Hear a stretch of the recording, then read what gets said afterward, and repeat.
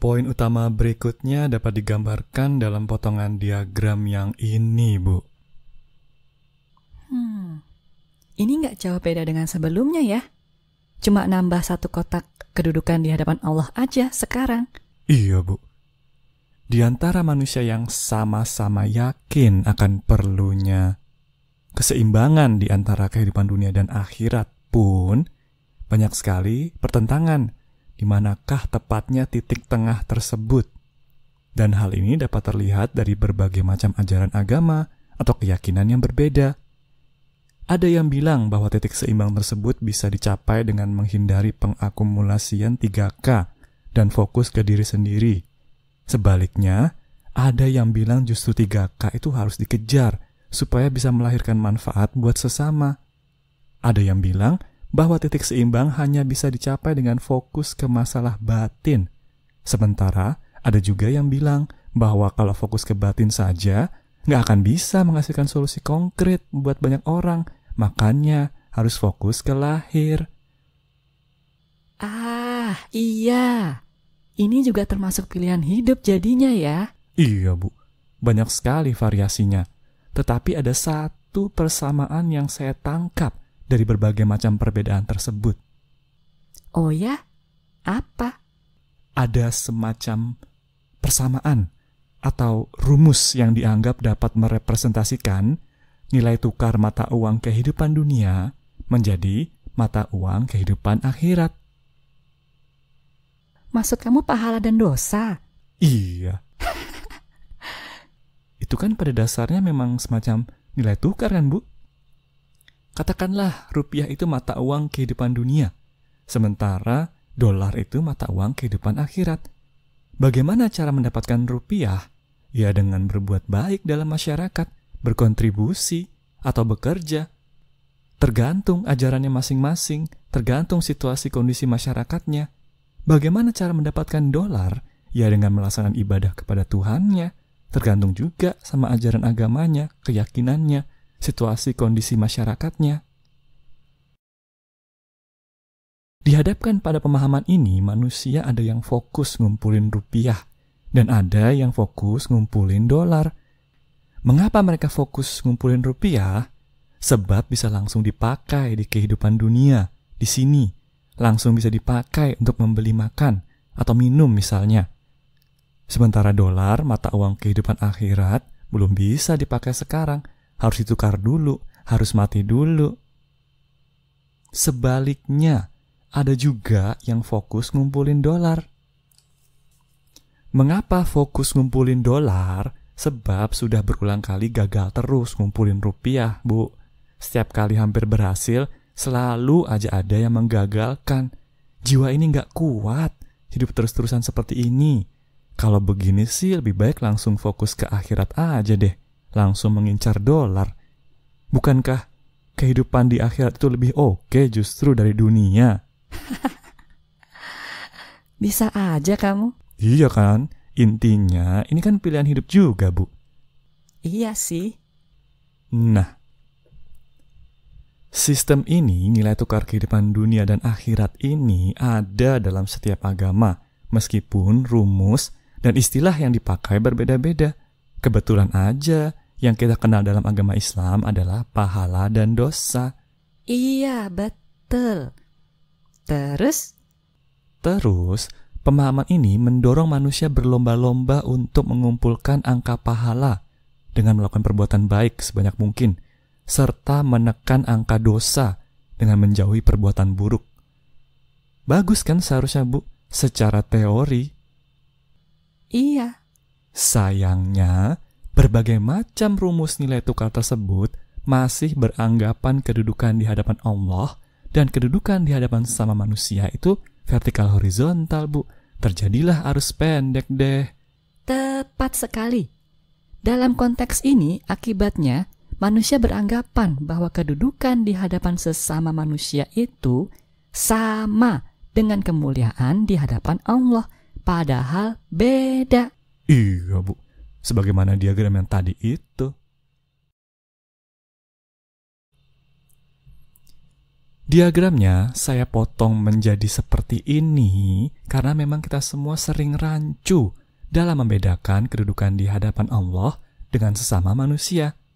Dalam kasus 3K misalnya, kerancuan tersebut mengakibatkan manusia beranggapan kalau sudah memiliki banyak 3K itu berarti sudah dianugerahi oleh Allah, sudah mulia di hadapannya, apalagi kalau punyanya sejak lahir. Sementara mereka yang sedikit 3K-nya berarti dilaknat oleh Yang Maha Esa. Padahal belum tentu kan, Bu? Iya, bisa jadi justru kebalikannya. Iya. Atau kalau dalam konteks manfaat misalnya yang berbeda, kerancuan tersebut juga membuat orang berpikir kalau sudah bermanfaat buat orang lain secara lahir dengan berbuat baik yang mulia, yang kelihatan semua orang, pasti udah mulia juga di hadapan Allah. Padahal kan bukan cuma itu yang dinilai. Harus bermanfaat buat diri sendiri juga, bukan cuma sesama, baik lahir maupun batin. Iya, dan juga harus sadar, tabah, sabar dengan niat karena Allah semata. Masih banyak sekali persyaratannya. Iya, Bu. Yang kemudian mengantarkan kita pada potongan diagram selanjutnya.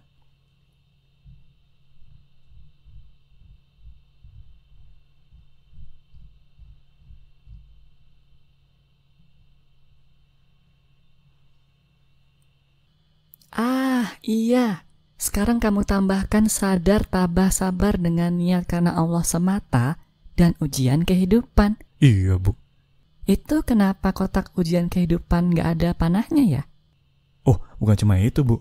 Kalau Ibu lihat lagi diagram yang besar, yang ini, ada juga 3 kotak lain yang gak ada panahnya.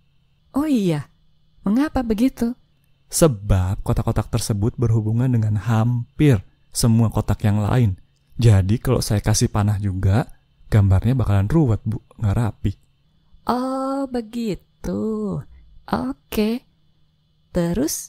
Nah, kemuliaan di hadapan sama manusia itu nggak sama dengan kedudukan di hadapan Allah. Hal ini harus ditegaskan. Atau kalau pakai perumpamaan yang tadi, maka rupiah itu nggak bisa langsung ditukar menjadi dolar. Harus melalui proses terlebih dahulu. Proses yang bernama ujian kehidupan. Iya, betul. Nah, ini sebenarnya kalau dihubungkan dengan ayat-ayat yang saya kumpulkan tadi, masuk ke kategori kafir versus patuh. Kafir versus patuh. Iya, Bu. Coba lihat ayat ini, Bu.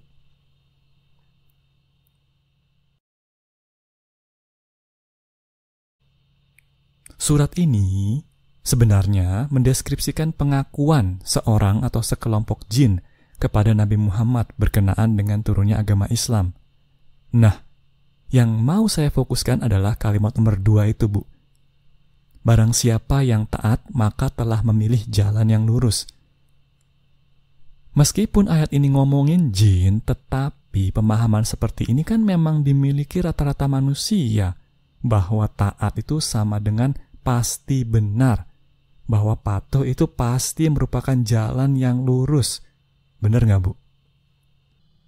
Betul. Oh, makanya nama kategorinya adalah kafir versus patuh ya? Maksud kamu adalah kalau nggak patuh, maka manusianya atau jinnya pasti kafir. Iya, Bu. Kalau patuh seolah udah pasti beriman. Kalau nggak patuh, seolah udah pasti kafir. Padahal nggak sesederhana itu. Iya, padahal ada juga ayat yang ini, Bu.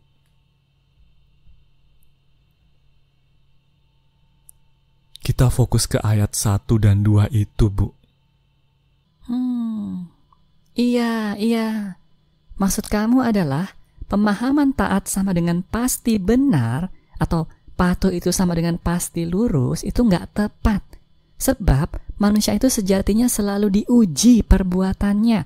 Apakah niatnya cukup murni karena Allah semata? Iya, Bu. Apalagi di situ ada alif lam mim, kan? Iya, betul. Pemahaman sekedar patuh sama dengan lurus itu akibat arus pendek, pemahaman vertikal horizontal.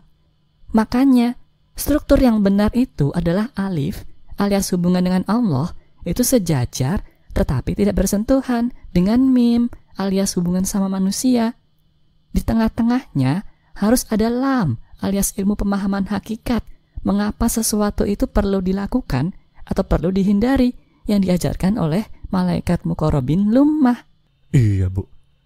Atau gampangnya lagi, sekedar patuh atau taat dalam melakukan perbuatan bermanfaat itu memang betul bisa langsung menghasilkan rupiah.